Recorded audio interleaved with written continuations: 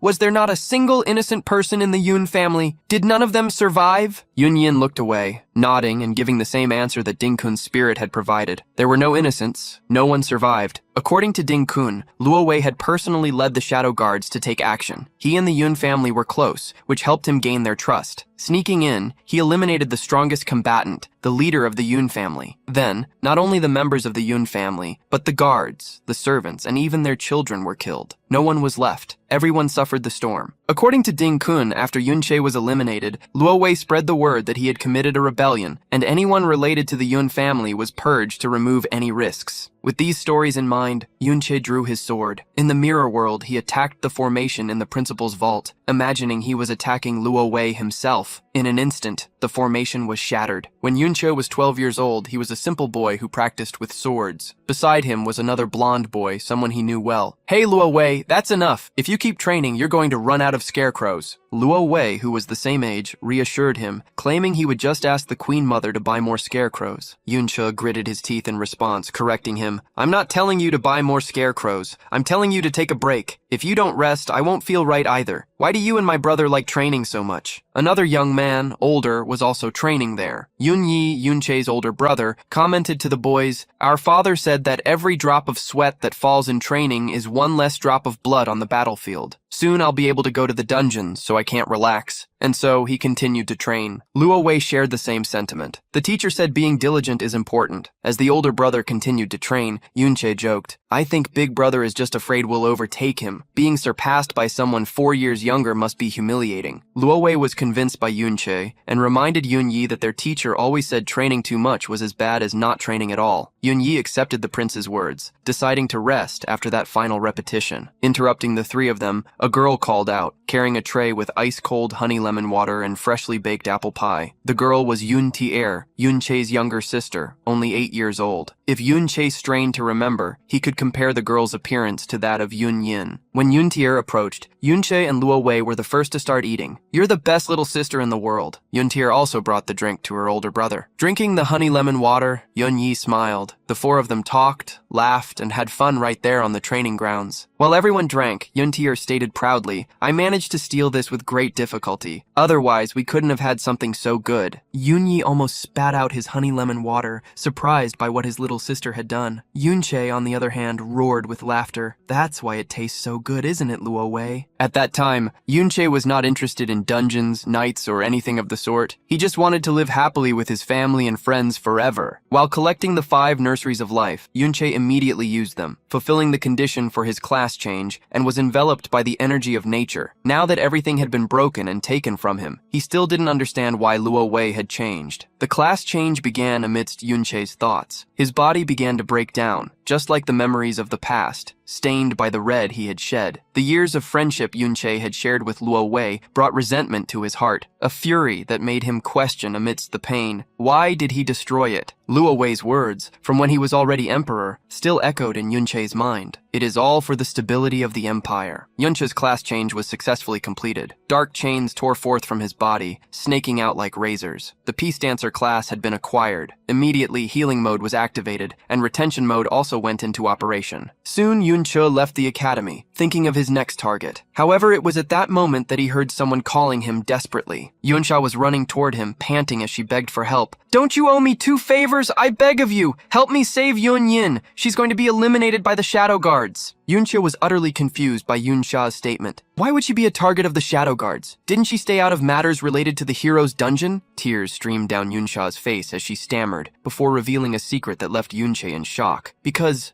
she is actually a descendant of the rebel Yun family. Shaken, Yunsha revealed the truth about Yun Yin and recounted everything that had happened. They invaded my house to arrest Yun Yin. Even though I showed proof that Yun Yin wasn't even there when the hero's dungeon was attacked, it was useless. They didn't care. With regret, Yunsha stated she had contacted everyone she knew who could help and tried everything, but nothing had worked. I really don't know how to save her. In response, Yunche pulled his hoodie over his head and asked, Where are they now? Yunsha wanted to accompany Yunche to show him the way, but he refused to take her. You stay here and help me. It will be more convenient for me to go alone. Yunche immediately entered the mirror world, running through the city. When he left the vicinity of the academy, he exited the mirror world and was contacted by Yunsha. A hologram appeared beside him. Entering a video call with her, he questioned, Is Yun Yin really a descendant of the Yun family? Wasn't the Yun family completely wiped out by Luo Wei? How did she survive? With a look of sadness over her friend's disappearance, Yunsha revealed that, as far as she knew, the Yun family had an illegitimate child living outside the kingdom at that time. Yunche thought about the situation. His father was someone who placed high importance on reputation. It was impossible for him to have had an affair. This meant it could only be related to a descendant of his older brother. Yunsha revealed that for this child, perhaps out of mercy or consideration for past relationships, the king had not eliminated her. She had even been kept in a small manor near the palace, but she never stepped foot outside that manor her entire life. She, who didn't even know who the father of her daughter was, eventually said goodbye to the world. Yun Yin was the daughter of this illegitimate daughter, and she continued to live in the small manor after the incident. Hearing the story, Yunche questioned how Yunyin had left the manor and how she had become Yunsha's guard. Yunsha then revealed a bit about herself. I don't know if you're aware, but I am actually the daughter of the Empire's third prince. Luosha was only 7 years old when she met Yunyin for the first time. On that occasion, she was bored due to etiquette lessons, so she sneaked out of the palace and saw a girl being harassed. The area near the palace was full of children of high-ranking officials who tended to be arrogant. Since Yunyin was the descendant of rebels, no one blamed them. In fact, many people treated the persecution of Yunyin as doing a favor for the emperor, putting excessive effort into trying to humiliate her. Yunsha had already seen many people crying because they were attacked or humiliated, but she had never seen anyone so desperate to protect a tattered book. She didn't understand why, but she decided to intervene. When those attacking Yunyin saw the princess, they were startled. They accused Yunyin of stealing books and being crazy. However, Luosha stood in front of Yunyin to protect her, questioning them firmly. She knew the girl had likely picked the books out of the trash. Those bothering Yunyin couldn't talk back to the princess, who held out her own book to Yunyin. Take it, and those that are tattered, you can throw away. However, Yunyin refused. Even though the book in her arms was worn and torn, she gathered all the papers that were on the ground. In front of the princess, the girl had treated a pile of trash with more importance than a treasure. Looking at her, huddled in the corner of the wall, Luosha realized that was the only spot in the entire hallway that received sunlight. At that moment, the princess could vaguely sense that this was perhaps the only remnant of light and warmth the girl could cling to. The memories were still fresh in Luosha's mind as she conveyed them to Yunche. Even if it's tattered and broken, it's better than the perfection offered by others as charity, which can disappear at any moment. After that day, Luosha began to visit that corner of the residence. Sometimes she tried to help, other times she couldn't. Years later, Luosha asked the king to allow Yunyin to be her guard. This would prevent most of the attacks Yunyin would receive, though the secret attacks would never stop. The situation only improved when Yunyin's identity was covered up and they went to school. However, now she had been dragged back into such matters. The Shadow Guards were the king's direct guard unit. They were ruthless, preferring to arrest the wrong person than to let them go. Not just innocent individuals, but entire clans would be eliminated without a reason. That was why Luosha bowed to Yunche, begging him to save Yunyin. Please, I will do anything to repay you. Just tell me if there is any way to help. In the mirror world, Yunche tore down a stone wall. From there, he saw into the real world, a man with large chains. In front of him was Yunyin, bathed in red, the same red from her body that was washing the floor. On the girl's face, a vacant expression showed that she no longer cared about the pain. Seeing that she no longer reacted, the man smiled. You're quite stubborn, aren't you? But I'll be in charge of you tonight. The night is long and I have countless methods to use on you. No one is going to save you. The moment the Shadow Guard tried to swing the chain, a knee strike hit him. He flew to the other side of the room, buried in a wall that was demolished by the impact. Emotion returned to Yunyin's surprised gaze. Her eyes met Yunche's, who asked with concern, "Are you okay?" The Shadow Guard scrambled out of the hole in the wall, narrowing his eyes at Yunche. So, I finally lured you out. You were the one who took down Ding Kun, huh? Even though he was just a showpiece mascot, that title of hero he carried still held authority. As Yunche healed Yunyin with magic, the guard watched him closely. Your strength makes me suspect you're an old member of the Yun family. After all, only the Yun family holds a grudge against him. Yunche amplified his healing magic by using one of his new skills, Healing Bell. Meanwhile, the guard revealed his entire plan. It's a good thing we kept this bait, since you came knocking on our door for her. Otherwise, your stealth magic would have been a problem. The guard pulled out a gourd, a magical tool. Immediately, a massive formation took shape across the entire prison. The guard cackled with excitement. Now that you're here, you won't be able to run, he smiled confidently. This prison formation is so solid that I am likely the only S rank who can break it. The guard, known as the 33rd Shadow, a knife juggler from the Advanced Wanderer class, toyed with his knives and chains while suggesting to Yunche, "Why don't you take off your hood and surrender? Do it quietly, and I promise you won't feel as much pain. After all, I'll have my fun with her first." The Shadow Guard suddenly lunged forward, making the knives attached to his chains spin rapidly in front of him. The weapons slammed into a golden barrier, the Peace Domain, another of Yunche's new abilities, which provided all friendly units with a 10% damage reduction while slowing enemies by 20%. With the Peace Domain, the knives were ricocheted. Gripping a staff, Yunche wore a dark expression as he asked, "So you hurt her just for entertainment?" The Shadow Guard laughed, unafraid to answer. "Of course, our reputation alone is enough for us to do whatever we want with you people here." With a flick of his hand, the guard caused the chains to split into small triangular shurikens, which surged together in a massive attack against Yunche. Before he was hit, Yunche dispersed the shadows, summoning the soul of Benben, who immediately cast 4 protection spells. Seeing Ben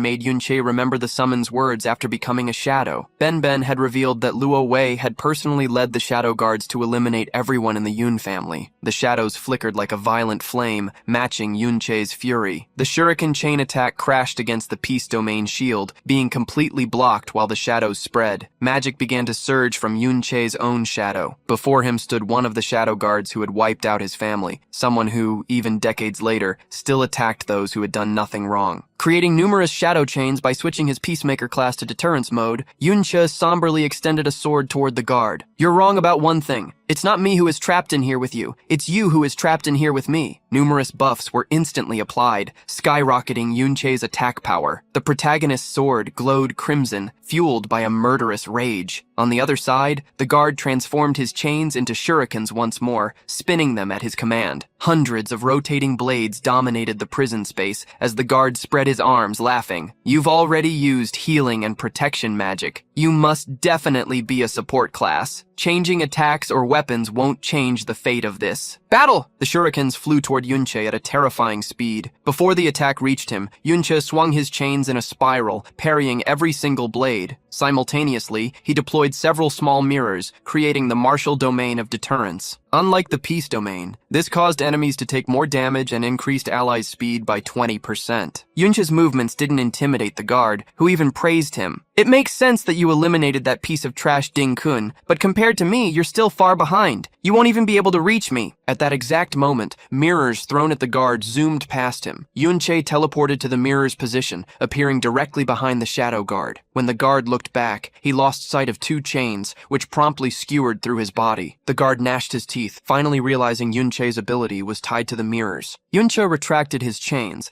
as the damage dealt to the guard wasn't as high as he expected. The guard, looking relatively unfazed after the attack, mocked him. Revealing your trump card just to cause minor wounds shows that, in the end, you really are just a support class. However, at that moment, a burst of damage erupted from the guard's back. The effect of the blade deterioration skill kicked in, worsening the damage and status abnormalities of the enemy units hit. The guard was shocked by the sudden spike in damage. "What class exactly are you? I won't underestimate you anymore." The shadow guard extended his hand, controlling every shuriken and making them divide and multiply. The sheer volume of blades became a razor-sharp wave. The guard's arrogance grew alongside the number of blades. "You won't be able to use your mirrors anymore. None of your summons will be able to block the coming attack. Face your end through 1,000 cuts." In response, Yunche remained silent and conjured a golden power, the exclusive ability of the Peace Dancer. Final Dance, Bell of the Celestial Requiem. Along with a massive bell that appeared in the air, small angels emerged, blowing the trumpets of peace. This legendary ability in deterrence mode released a powerful aura over everyone in the area. Attacks made against the phantom angels would be reflected back at the attackers. When the skill ended, it would provide the entire team with a 20-second buff, granting 40% attack power and a 20% reduction in skill costs. By the time the guard saw the angels, it was already too late. The blades he had launched turned back on him. A rain of reflected damage fell upon his body, shredding his health points. The shadow guard was incredulous. He never imagined someone could possess such a skill. As the guard fell, the imprisonment formation began to shatter. Yunche walked slowly toward the guard lying on the floor. Standing over him, the protagonist asked Yunyin to turn around so she wouldn't see what he was about to do. The guard spotted the blade in Yunche's hand, and a look of terror filled his eyes. "What are you going to do?" With a dark, hollow expression, Yunche gave the answer the guard already feared. "I am going to make you suffer 1,000 times the pain you caused." The guard coughed heavily and tried to find a way to escape, attempting to intimidate Yunche. "The other shadow guards will be here soon. You won't be able to fight at least 3 of them. It's not too late for you to leave now. I am the king's guard. If you do this, you'll have to face him." The guard grew more desperate with every step Yunche took toward him, the blade drawing closer. Yunyin, protected by the shadow summons, watched Yunche and heard the guard's panicked screams. It wasn't long before 3 more shadows invaded the dungeon through the wall Yunche had knocked down. Armed with blades and daggers, they shouted, "Rebel, surrender!" Yunche stood in the center of the room ready to leave when his gaze fell upon the new guards. Yunyin still couldn't fathom what had happened before her eyes, for in a blink, Yunche had instantly eliminated the 3 shadow guards. Without answering the girl, Yunche instructed her, "Luosha has prepared a nearby hiding spot to help you. Go find her. The undead will protect you until you get there." Worried, Yunyin hurriedly asked what Yunche was going to do. Seeing the eliminated guards, Yunche replied, "I still have some cleaning up to do." Yunche didn't know how many shadow guards would keep appearing, or if if he could keep what happened a secret. Finally, he transformed all those guards, who belonged to Luo Wei's unit and had eliminated the Yun family, into undead summons. With a dark gaze, Yunche asked the first undead, "When the Yun family was eliminated in the past, were you present? Which shadow guards participated in the attack?" The shadow guard replied haltingly to Yunche, "I was present." From there, he began to list the shadow numbers that had participated. Finally, he mentioned a name, and also Yun Yi. Shock flooded Yunche's gaze. Yun Yi was his own older brother.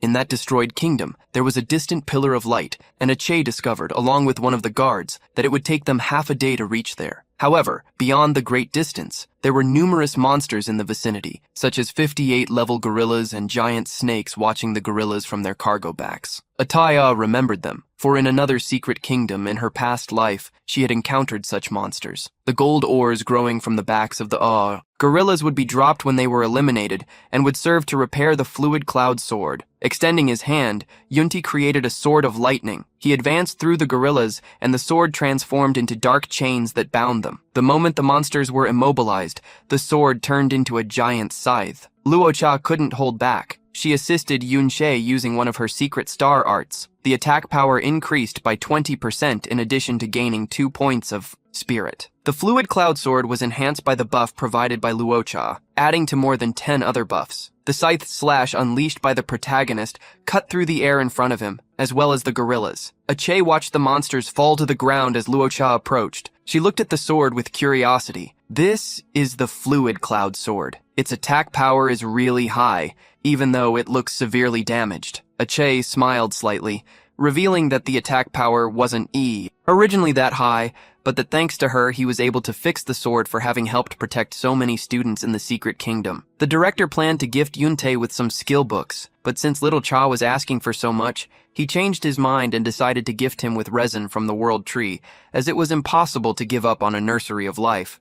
Were used by the director to water the tree of life. After a long time, he began to collect resin from it. This was the best item a Tech could get their hands on at that moment. With it, a portion of the sword was repaired. With the partial repair, the sword gained an adaptation buff. It would copy a buff being applied to its user and apply it to itself. After defeating the gorillas, Attach obtained 2 gold pieces, each providing the sword with 0.1% of recovery. Though little, this alone increased the power of the sword by 40 points. Attach equipped the items they obtained during their journey, a necklace from the hero's secret realm, a robe from the Jing family, and a copy of a chest from the director's office. With such good items obtainable from the monsters of that secret realm, they invested in the hunt to continuously repair the sword. The plan was obvious, to repair as much of the sword as possible before encountering Yun Yi. The sword, charged with shadows, sliced through the large gorillas. The chains it transformed into provided Yunche with the freedom to use dual daggers at an even greater speed. The chains also served to pull and topple large monsters. With the gorillas immobilized, Yunche called out for Yunche. The young descendant advanced with their own daggers and seized the opportunity to evolve. The trio that invaded the secret realm evolved continuously, yet a Yin, however, worriedly asked, "Helping us like this won't slow down. Your rate of evolution?" As the shadows delivered the gold crystals to him, Attach revealed that they were also being assisted by them. Doing a favor for them would not hinder him while he helped Yunin and Laksa. Various spirits were in the world of mirrors, passing the monsters on the other side. Wandering with them while following along just made everything more efficient, and Attach deposited 15 more ores into the sword.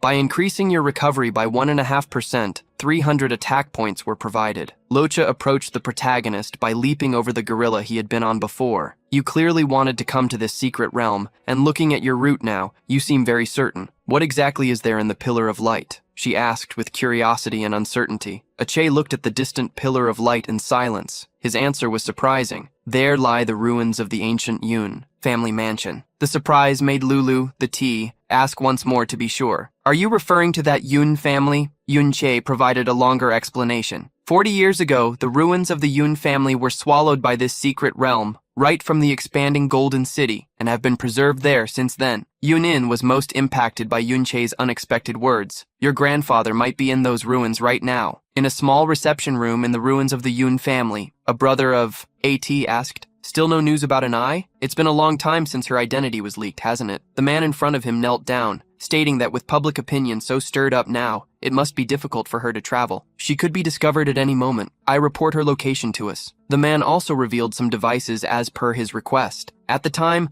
a tracker was secretly placed on an eye. As long as this locator Cetro comes within 1,000 meters of her, her position will be discovered. The Cetros have already been distributed. No matter how good Yunyin's luck is, she won't be able to hide for long. Yunyin stood up and walked through the ruined room. He remembered the past, but believed he shouldn't. The time for nostalgia must be left behind. It's time to eliminate the last trace. He held one of the Cetros that suddenly began to vibrate. A warning notification appeared, generated by the item.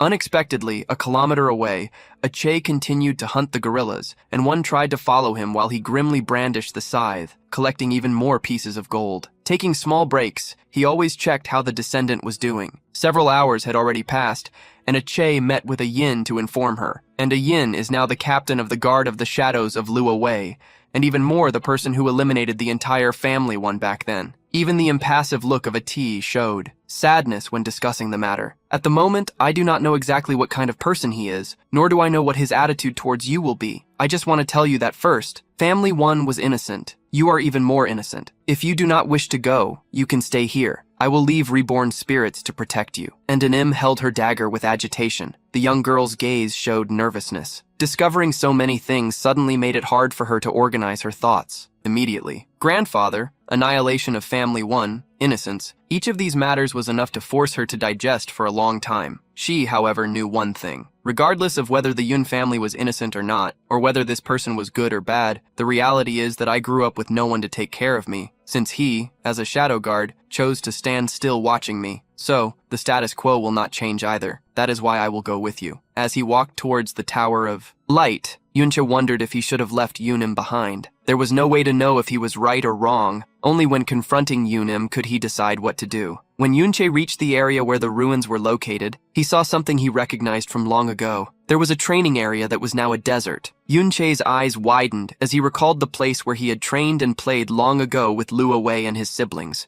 A fearful glance and Che thought of something. He entered the world of mirrors, where the shadows dwelled, and wondered, just as Ben's soul remained in the secret realm, are my family's souls also wandering around here? He found no one's soul in the mirrored world of the training camp ruins. Upon returning to the real world, he wondered if Yun Yi might be in that area, surveying the surroundings. He found some broken swords and ended up reminiscing about the past. The swords used to clash there. Young and old stood around the arena, cheering and supporting those who were training. The one fighting against Yun Yi unexpectedly stepped on a stone. His foot twisted, causing him to lose his balance. As he fell, he knew it would be his defeat. However, Yun Yi remained still. With a slight smile, he declared, "There shouldn't be loose stones in the arena. Let's continue." Yun Yi's spirit of chivalry inspired all who watched him, allowing the opponent to keep fighting. He won. Just as Yun Yi stepped down from the arena, those who welcomed him praised him, as expected. Even after giving his opponent a second chance, he still won. No one else needed to compete. No one could defeat him. But there were also those who opposed him. In a real battlefield, this kind of nobility will cost you your advantage. To these words, he maintained his conviction. Then I will just gain the advantage again, just as I did today. Yun Yi continued with his spirit of kindness until years passed,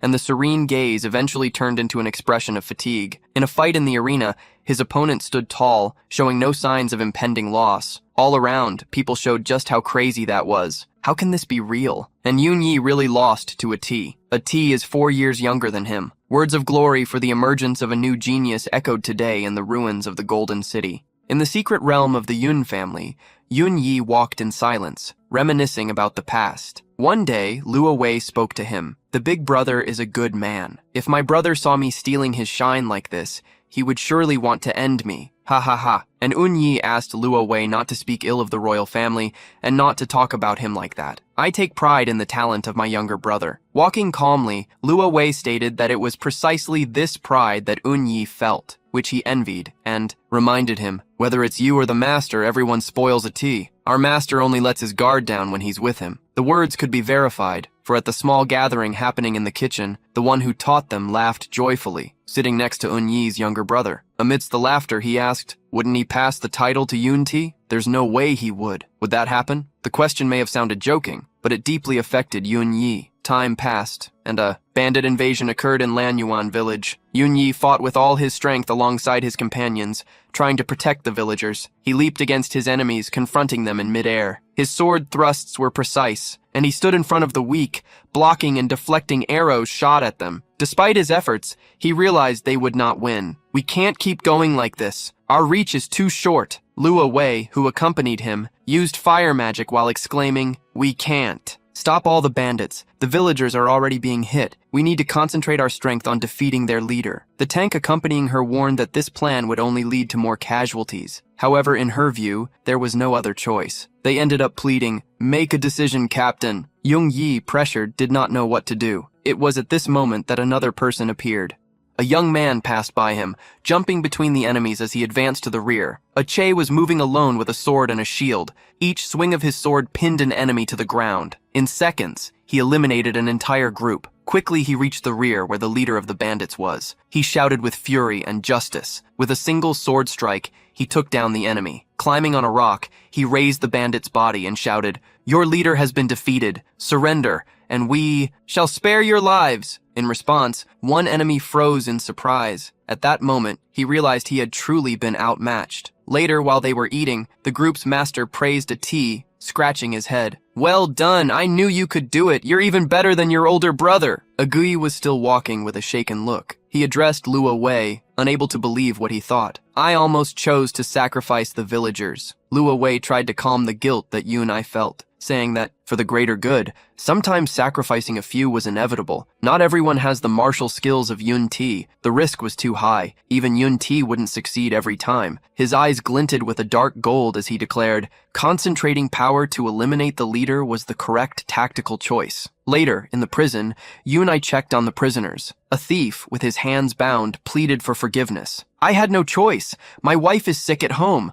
I was just borrowing. I would have paid it back as soon as I had the money." And Yunai, "Don't you remember? I was the one who taught you how to ride a horse. Please let me go just this once." Yunai remained silent, overwhelmed by his feelings. Soon, Luo Wei joined him, warning, "If we make him an example, others will do the same, and the family will be ruined. For want of a nail, the shoe was lost. For lack of a shoe, the horse was lost. For lack of one, the battle was lost. For lack of one, the kingdom was lost." With such teaching, he added, "Atia is so reckless. Without you to manage the big picture, older brother, the family is doomed." And one, I heard the words of Luo Wei and made my decision. The sword was wielded over the wrists of the prisoner, and a scream of pain echoed. The sword continued to be wielded against 1, 2, 3, countless people, and one, I couldn't even count anymore, the shadow. Knights were formed, and one. I led them until the last of those I saw as an obstacle to Luo Wei was eliminated. Years later, Luo Wei was riding a horse, talking to Yun Yi, who walked beside him. "For the good of the kingdom, for the sake of my goals, Yun, this is all Yun Che's fault." Yun Che, who was looking at the training ground, felt a sudden pressure. He looked around in search of the source of that energy. From a distant light, a thirst for blood was approaching rapidly. Wondering if it could be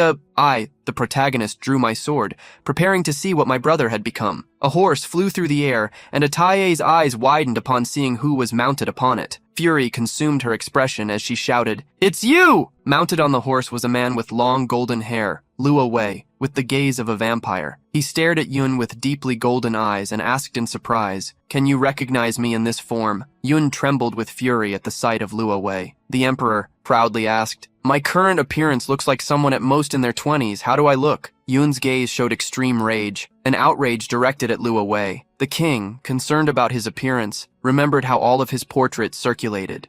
They looked like someone in their 40s as he spoke. Thousands of knights from the army emerged, completely surrounding the area, and a tech stood frozen at the center of the training arena. When Luo Cha and Yun Yin ran toward him, with no way to escape due to the arrival of the knights, the protagonist silently met Luo Wei's gaze until the king stared back at him. "Your name is Yun Che, right? Quite an interesting name." Hua Wei revealed what he had heard. "My captain of the Shadow Guard used little Yun Yin as bait earlier to lure the remaining rebels who eliminated the hero. That person took Yun Yin away and eliminated several of my Shadow Guards." He glanced slightly at the person next to T while continuing. "Now, this so-called T and little I are both here, reaching out." He pointed at Yunti, creating a ray of light that accused him. "You are that rebel, and since you are a plague, you must return to dust." Seeing an imminent attack, Luo Cha ran to protect Yun Yin. Luo Wei was surprised, but the attack had already been launched. The ray of light crossed the distance quickly, falling near the two girls in a huge explosion. Luo Cha and Yun Yin looked back, as the attack had struck where Yun Che was, and devastated a massive area, the size of a mountain. The expressions of both turned grim with fear. Such destructive power made them realize that if they were hit, there would be no chance of survival. Luo Wei reprimanded Luo Cha. "Hey, you're being rude again! I almost hit you!" Ignoring Luo Wei's words, Yun Yin searched for Ti and could not find him. Could it be that he was hit? Luo Wei ignored her and addressed his granddaughter. "Be a good girl and don't cause any more trouble. Just follow me for now and come back with me." At that moment, Ti, inside the mirrored world, made his way to Luo Wei's back. He activated the intimidation mode, and a great dark energy exploded alongside his furious voice, shouting the name of Luo Wei. Activating dozens of buffs that increased his attack power, Che charged fiercely with his poisonous scum. "You do not deserve to set foot on the lands of the Yun family. The kindness that was shown to you in your most difficult moments, years of friendship, should not have been chips for you to gamble, and certainly should not have been crushed like trash. When you finished, shadows around Ti whirled rapidly, making his power grow even stronger. Immediately, Yunch left the mirrored world while continuously shouting, "This grudge will be repaid today." The sword attack struck Huawei's shoulder, who reacted at the last second. He looked at Yunch grimly and activated a spell, Luo Cha, and Yun watched the battle from a distance with surprise and concern. A great shield of light appeared and a fire explosion pushed back against Yun-Ti's attack. The protagonist took all the damage inflicted, realizing that Luo Wei was already at the level of a triple S class, and Che was thrown far away. While still in the air, Luo Wei moved his hand and a gigantic hand of fire attacked, and Che vanished a second before being reached by her. Upon seeing Che disappear, Luo Wei showed surprise in his golden gaze. He did not expect there to be a stealth ability capable of surpassing his perception, and Che had returned to the world of mirrors, crashing against several stones on the ground. He had suffered the laceration status. Continuous wounds would deal damage to him for 60 minutes, leaving him in an incurable state. Additionally, he suffered the mental shock state, with effects of confusion. Of the 2,400 hit points that Che possessed, only just over 10% remained, and Che fainted, even with the 25 minutes of continuous walking in the mirrored world. As they continued passing by, Luo Cha tried to say something and speak to the Emperor. Luo Wei interrupted her before she could speak, warning, "You don't need to worry, that traitor was wounded by my automatic counterattack skill. He should be on his last breath now. He won't survive." The atmosphere around Luo Cha turned deeply grim upon hearing this. The grandfather, glancing slightly back, Luo Wei called someone just to make sure, "Please take a few squads to the vicinity of the impact point," and I approached upon hearing the order. "Even if he's just a pest, we need to handle him properly." With a reddened look running down his face, and I coldly accepted the order. "Yes, sir." Remembering a discussion, Yun-Ti's father said to his wife, "You can't always pamper Yun-Ti. The sun is almost rising. He should be training now." She, who knew him well, retorted, "You never overslept before. When we got married, you always woke up late." In haste, the husband tried to prevent her from revealing his shameful side in front of the children. A little girl with black hair was carrying a plate of bread to her brother, and Che saw this scene, recalling that day. Mother, father, and Tyr were before him now, but as soon as he tried to touch his little sister, she vanished like smoke. The scene changed. Years seemed to have passed, and Tyr looked a bit older, but her smile was the same. As she spoke, "Brother, you always skip training to cause trouble. Dad finally couldn't take it anymore and found you a fencing teacher." She teased her brother, who would be busy, and an eye behind her commented, "I heard that Sir Sean is a master at fencing. Even our father is no match for him. Thank you. Thanks to you, I'll also be able to learn a bit." Yun-Ti looked at him, remembering what a true older brother should be like. The memory shifted again, and there was a family gathering. Yun-Tae's father praised his older son. His performance was good. "Do you remember my style from the old days while I was sewing?" Yun-Yi's mother also praised him and asked him to help his younger brother a little more, so he wouldn't fall behind. Yun reassured his mother, assuring her that although Yun-Tae was a bit fickle, his foundation was solid. Tyr, however, denounced, "That's not true. I saw Yun's training, and today his volume cut is really cool. It's much better than the stiff movements of the older brother." Yun-Che could remember how attached his sister was to him. One day when Tyr grew up, she could finally wear the pointed hat with feathers, and her light magics healed her brother. "I awakened the priest class. From now on, whenever you get hurt, come to me, and I will heal you." She was happy to demonstrate how useful she was. "I healed everyone today. Everyone praised me for being amazing." And Yun-Che, melancholically, praised his sister. Yes, you are amazing." Days passed again, and cheerfully, Tear ran up to her brother. Yunche, let me tell you some good news. She pulled a young blonde girl into the house. I found a wife for you. Tear winked at her brother,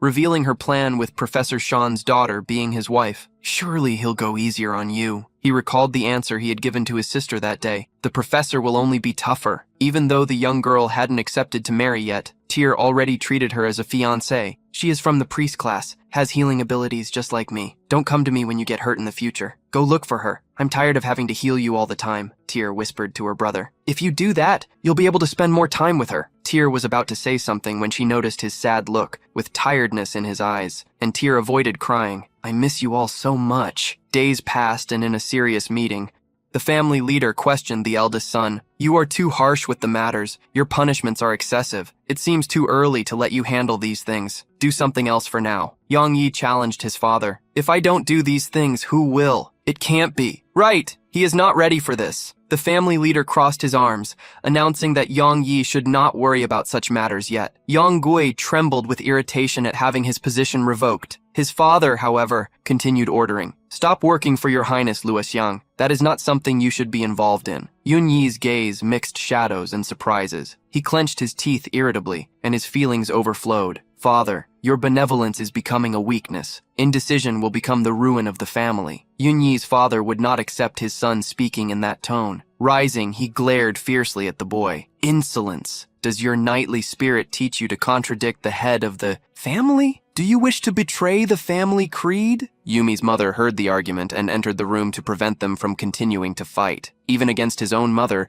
Yun Yi did not hold back. Those who do not understand should keep their mouths shut. Watching the entire scene, Tierce was frightened. She trembled in fear and clutched Yun Ti's shirt. My brother, I am scared. Ache tried to embrace her, swearing that he would protect her, but as soon as he touched her, Tierce transformed into a cloud of dust. The scene changed completely. What had been a family discussion turned into a tragedy. Ache could no longer control his anguish and fell to his knees, breaking into tears. I'm sorry, the second brother could not protect her. It is the second brother's fault. At that moment, a gentle hand reached out toward Yun Ti, and a voice he recognized reached his ears. That is not true. Yun Ti's eyes widened.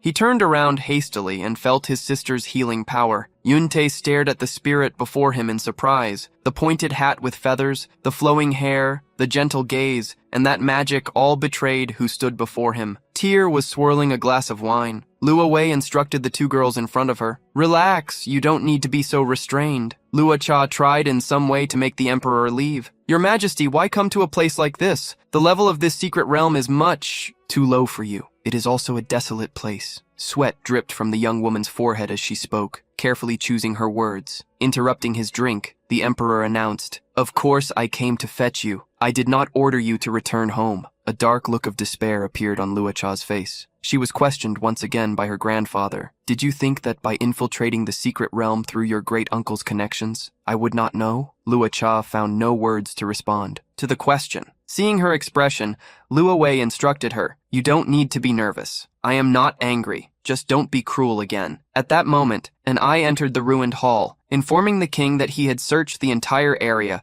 but found no trace of the one they were looking for. It was possible that he could have had accomplices to help him escape. In an eye suggested to the emperor, since the opponent has stealth abilities that even your majesty cannot detect, for your safety, return to the imperial city. The proof of failures noted that there was no need to rush. The emperor turned to another person in the room and an eye. I know you must have deep resentment towards us, trembling with fear. In an eye responded hastily, I would not dare. With a smile that showed teeth, Lua Wei advised, You don't need to try to hide. Back then, I spared your mother and did not eliminate her because I felt that child was innocent.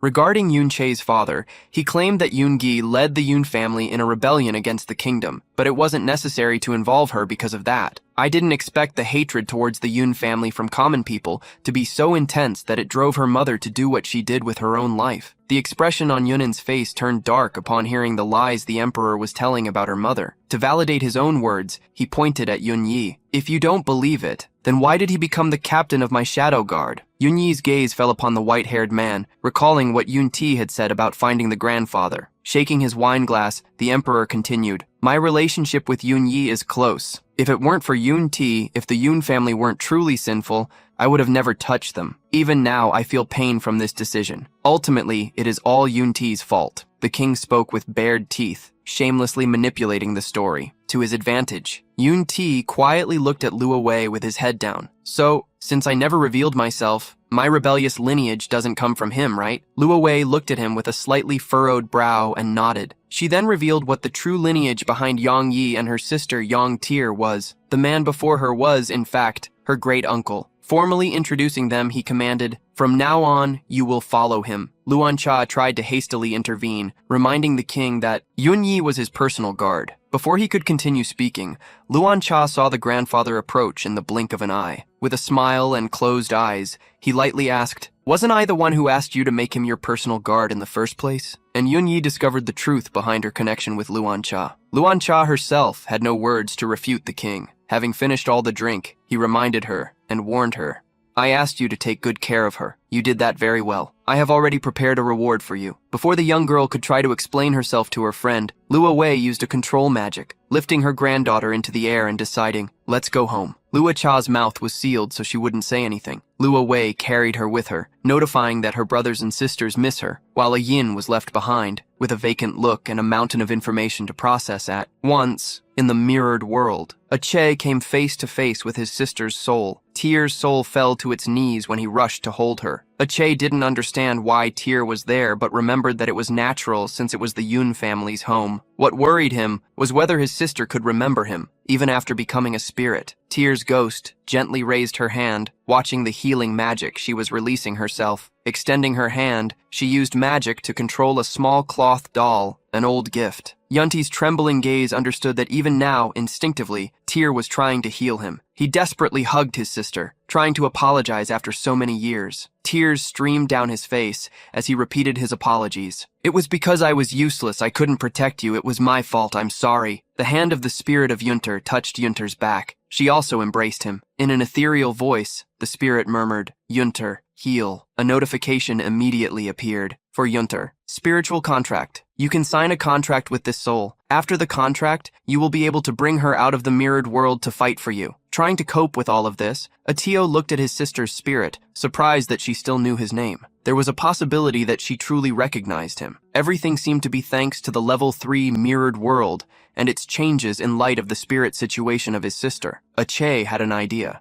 Since level 3 of the mirror world could restore part of the spirit's intelligence, it meant that at a higher level, it could continue restoring their consciousness. 1T quickly recovered. His tired gaze revealed a determination to keep moving forward. "I will definitely find a way." The ruined training ground of the secret realm of the Golden City, and one I continued to command the movement of the search squads. Uminho approached the great uncle, trying to intervene, as he could not be found before. Perhaps he was no longer alive. Moreover, your majesty also departed, so there was no need to continue the search, right? Yun Yi looked at her, remembering her existence. With a wave of his hand, he created countless chains that bound Yun Yi and lifted her into the air. One of the guards approached, asking the captain of the guard what they should do regarding Yun Yi. He didn't even spare her a second glance. The look of fear in the young girl's eyes grew increasingly darker, as if she were falling into an abyss of terror. At that moment, the golden sky of the secret realm began to crack and collapse. Everyone looked up in shock. The secret realm was beginning to dissipate. Someone had defeated the lord of the secret realm. High on a mountain, the one they sought appeared, and one Che looked at his brother, recalling their last conversation with Tier. He had asked if the older brother was truly responsible for the elimination of the entire family. Tier's spirit revealed what had happened. He entered the house with a look full of concern, but that was merely a camouflage to create an opportunity to be alone with his father. Trusting in that, he was able to launch a stealthy attack with ease. "Father, Mother,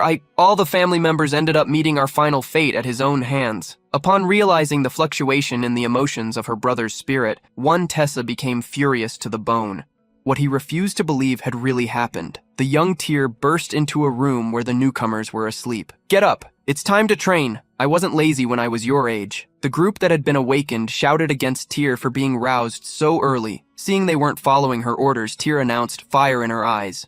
"Believe it or not, when my older brother arrives, I'll bring him to give you a lesson." She swung a sword, warning, "If any of you disturb Chaya again, I'll make Big Brother come and punish you until you can't get out of bed anymore." Chaya, the daughter of the swordmaster Shan, appeared at the door trying to calm Tyr down. The group of kids that had been awakened made excuses for Chaya, saying she was so weak, even being the swordmaster's daughter. She didn't even know the basics of fencing. Hearing them complain, Tyr rushed to another room, smashing the door. Father announced, "I'm going to borrow Big Brother. I'm going to teach Shin and the Yi others a lesson." Tyr's words were interrupted by surprise. Before her, her brother stood, holding a dagger, while her father lay on the floor in a pool of red liquid. Tyr's father lifted his head with difficulty, weakly shouting, "Run!" A second dagger strike fell upon him, and the splatter of red stained Tyr's face. An enemy attacked her sister, who at the last second was saved by a knight. "Miss! Run fast!" Tyr stared at the swords being wielded and ended up freezing. Chaya suddenly appeared, grabbing Tyr's arm and forcing her to run. As they ran through the mansion corridors, all they could see were stained walls and bodies sprawled all along the way. Familiar faces passed by, each name echoed in their minds. Tyr's gaze became blurry, on the brink of madness, as they ran away from her father's office.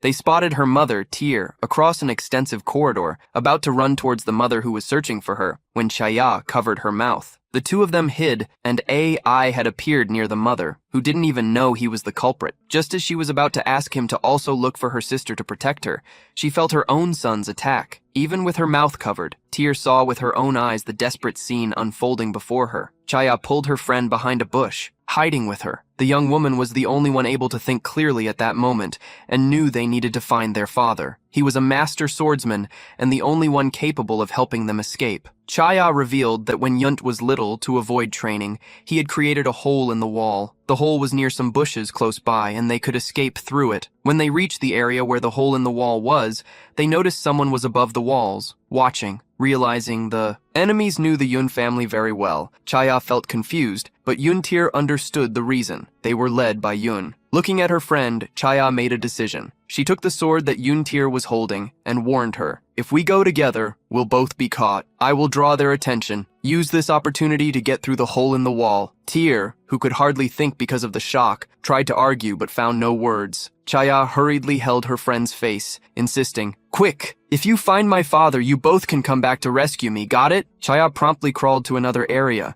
while Yun-Tyr managed to get closer to the hole in the wall. Upon entering the hole, Tyr heard her friend screaming from another point, drawing the attention of the guards above the walls. Chaya was hit before she could retaliate, and Yun-Tyr could no longer bear to see that repetitive vision of suffering. She closed her eyes, passed through the hole, and ran away. But after taking a few steps, she opened her eyes again. The sounds of footsteps emerged before her. Her brother was already there, as if waiting for her. He raised his sword and attacked, as if mocking. "Don't blame me." Back in reality, the space of the secret world was finishing breaking apart. The dungeon was dissipating, and the inner world was merging with the outer world. In a grand castle, a knight watched the sudden change in one of the towers. Why is the dungeon of the Golden City dissipating? The garrison troops stationed outside are transferring soldiers inside. What the hell happened? From the top of a mountain, Che, with his sister's spirit by his side, watched the knights gather in the center of the training field. He saw that Yun Yi was facing her brother, her gaze carrying a mix of emotions: despair, hatred, fury, and disbelief. Yun Yi was in an arena surrounded by dozens of knights. In the center, there was a post to which Yun In was chained. Yun Yi knew it was Yun Ti who was the reason the dungeon was dissipating. Is he trying to trick me into thinking he's already escaped? In the midst of the chaos, pointing to her great niece, Yun Yi announced, "Yun, I will be punished with the maximum penalty in 2 hours. Everyone, stay focused from now on. Be on guard against rebel attacks." Yun I was certain that Yun Yi was trying to use her to lure Yun Ti into a state where he could do nothing. She wondered if Che would once again risk his own life to rescue her. Being weak and useless, she preferred to meet her end at that moment. A great explosion occurred in the middle of the army, and an Im raised his head, hoping that it was Che attempting to rescue her. The attacks continued. Explosions of light spread as their conjurer advanced. A guy who was far away managed to see the attack, and upon recognizing who was unleashing it, was astonished. A woman with white hair and silver armor carried a shield and a sword. Even having completely changed, an ant recognized her. It was Chaya. A dude smiled maliciously at Chaya's arrival. "Finally, we managed to lure you in, didn't we, Chaya? You really were still alive." Seeing Chaya walk across the battlefield, Yunte asked his sister's spirit if she hadn't been eliminated. However, the spirit itself showed a look of doubt, just like Young, Yi, Luowei, and Lankian. Chaya looked extremely young, The protagonist recalled when he had asked Lankian why he looked so young. According to him, it had been a reward for being betrayed. Luo Wei had obtained a strange skill book. After learning this, he could absorb the life essence of his blood relatives to gain a longer life and health, but much later he finally realized he had been deceived. He himself had never used that kind of ability. He was watching me. He gave me that skill for experimental purposes. Having discovered this skill, a guy began to wonder how Luo Wei had obtained it. Being on the front lines for so long, no guy would have ever heard of her. Now the question was, how Chaya also looked so young, and what exactly had happened. Chaya had advanced to the area where a dude was. Her sword carried immense destructive power. Every time it was wielded, dozens of guards were eliminated. The shadow of number 13, Ingguiar, a Class S rogue, tried to attack the invader from behind. However, with the sacred attack she unleashed, cuts in all directions struck the enemies, including Ying, and all those in front of Yongbert Rai were eliminated. The traitor of the Yang family faced Chaya, needing to praise her.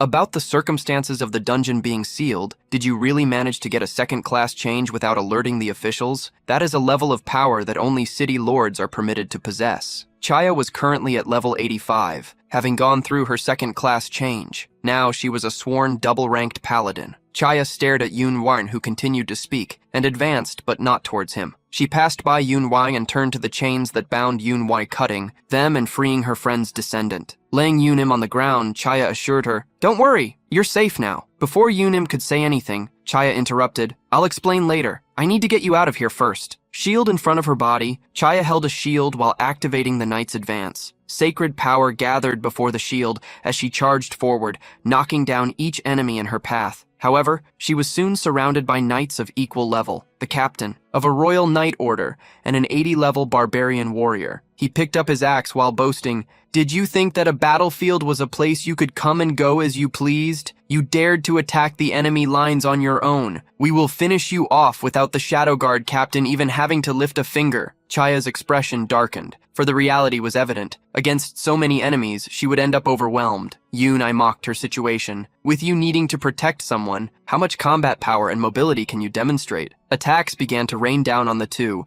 blocked by the devoted's shield. Chaya quickly raised a barrier around them with a wave of her hand, and Yunai immobilized the archers to fire arrows. They cut through the sky, turning a single person on the battlefield into an absolute target. As the archers attacked, those in the castle, confused, were asking what had happened. One of them claimed to have seen a flag in the center. Earlier, it seemed they were going to carry out Yunin's final sentence. The rest of the group was surprised to learn that the rebel had been found so quickly. Upon seeing that someone had come to rescue Yunin, they cursed the invader and shouted in support of the army. The arrows falling on Chaya's shield managed to weaken her defenses until it broke. Chaya then used her own body to shield herself from one of the initial attacks. Next, she activated one of her most powerful abilities. The sacred power gathered around her, exploding like a sun. A huge golden cross appeared, initiating the dominion of sin. The holy shield, the sacred light, melted and burned all enemies around Chaya, quickly reducing their health points. And with a simple wave of her hand,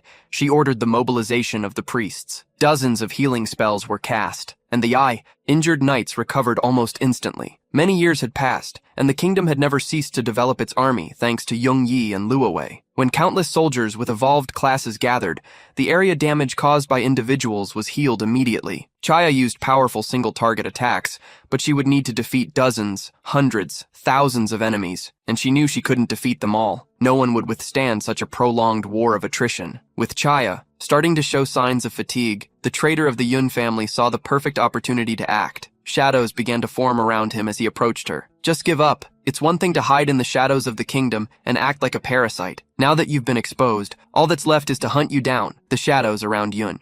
And now, at level 99, they moved like true monsters. Just like Chaya, he had also undergone a second advancement, becoming a shadow hunter, but at a level far superior to hers. Chaya ignored him and tried to advance through the large army, taking Yun along with her. The enemy captain, however, would not allow her to act easily. An outstretched hand of an eye towards her formed a dark claw. A huge quagmire of shadows arose beneath her feet as he warned her. As soon as her identity as a rebel was revealed, everyone would abandon her. All those close to her would be implicated. There would be no peaceful place to hide from the quagmire arena. Shadowy arms began to rise, grasping Chaya's legs and pulling her down. With a wicked smile, an eye quickly closed his hand. You are completely isolated. The shadow quagmire transformed, and teeth emerged along its edges as it rose around the two women like an iron maiden. The attack would engulf them with spikes, waiting to pierce them. The spikes rapidly approached Chaya, as there was no visible escape route. In that instant, two large swords destroyed the shadow spikes, freeing Chaya. And I saw the new invader, and remembered the existence of another important rat, the one who curiously bore the name, a T being saved, Yunin. Chaya, the protagonist, cast a brief glance at them. Upon hearing the name Yunche, she turned to him with surprise in her eyes. The group in the castle was able to see when a new figure emerged. Another rat appeared. It seems they are coming out of the sewers. With a mischievous smile, one of them mocked. This is great. Let's use this chance to draw out as many hidden rebels as possible and eliminate them one by one. His companions agreed. Who could face such a large army?